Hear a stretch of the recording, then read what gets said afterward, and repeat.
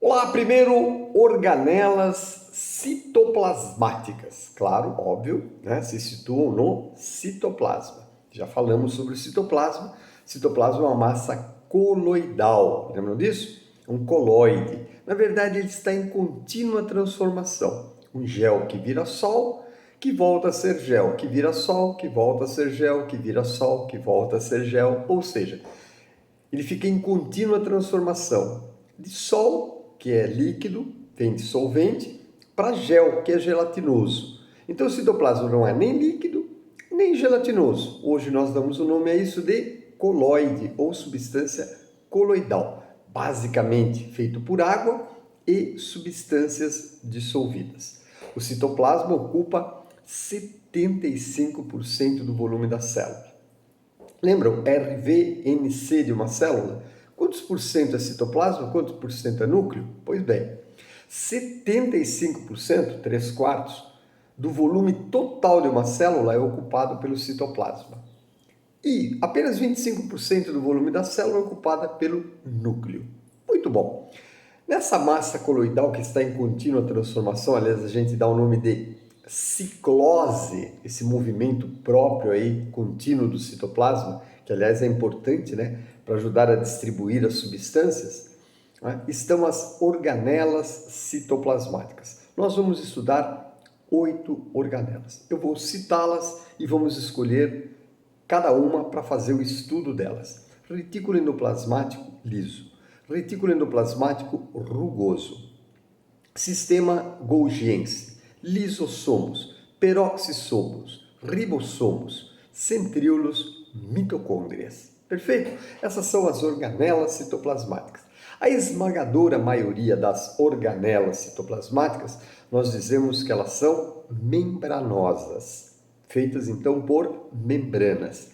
A membrana que forma essas organelas é a mesma membrana, a mesma estrutura de membrana da membrana celular, né? Portanto, da membrana que envolve a célula, e da carioteca, que é a membrana do núcleo também. Então, dito isso, você vai lembrar que a membrana plasmática ou a carioteca é lipoproteica, proteína, lípide, proteína, o famoso sanduíche de pão com linguiça. Lembra disso, moçada? Proteína, lípide, proteína. Muito bom. Trataremos agora das organelas citoplasmáticas, dizendo que a grande maioria delas, vai ter uma exceção, nós vamos, quando citar essa, eu digo, opa, essa não é membranosa. Aliás, já vou até dizer já, centríolos, a única organela não membranosa. As demais, todas são organelas membranosas, então formadas por membranas. O que é importante nós sabermos, entendermos, conhecermos das membranas, das organelas feitas por membranas? A sua morfologia, portanto, a sua forma, como ela é vista ao microscópio, e suas funções. Para que elas servem? Isso é importante a gente saber. Então, se alguém perguntar, fale sobre a membrana, explique sobre a membrana, você deve citar sempre forma da membrana e funções da membrana. A quantidade de organelas, membranosas ou não, existentes em uma célula, vão variar de acordo com a função da célula.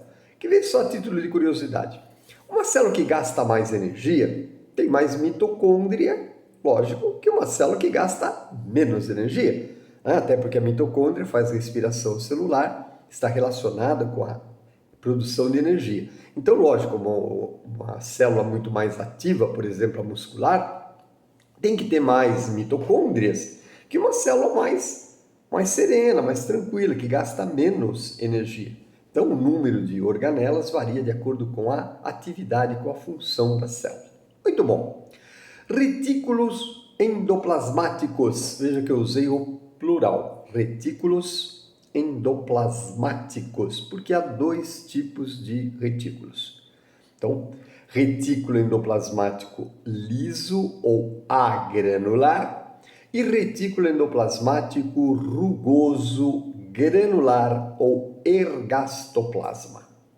Falaremos do retículo endoplasmático liso ou agranular, sem grânulos, portanto, agranular.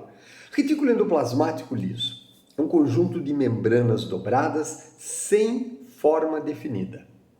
Então, citei a sua morfologia, sua forma, dizendo que ele é uma dobra, um monte de membrana, tudo dobradinha. Aliás, reticular significa dobrado. Não é?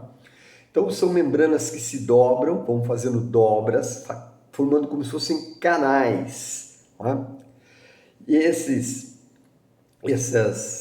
organelas, né, retículos endoplasmáticos lisos, são membranas dobradas. Essas membranas podem estar desde a membrana plasmática até a carioteca, ou seja, elas podem ocupar praticamente toda a estrutura celular.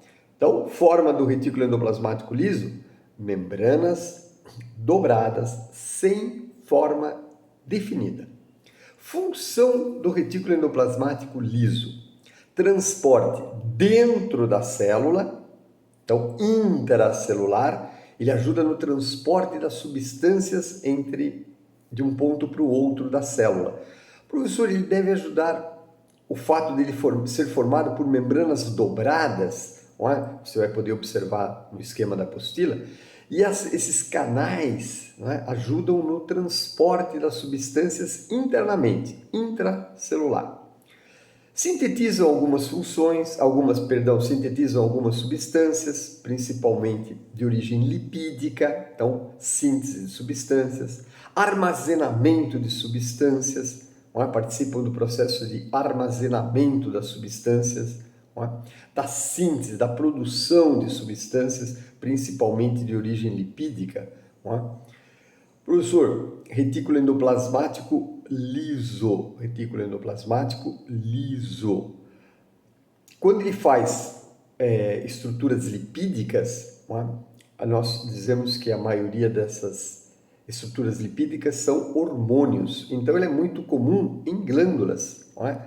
As glândulas contêm muito retículo endoplasmático liso, justamente porque a função da glândula é produzir hormônios. Muito bom.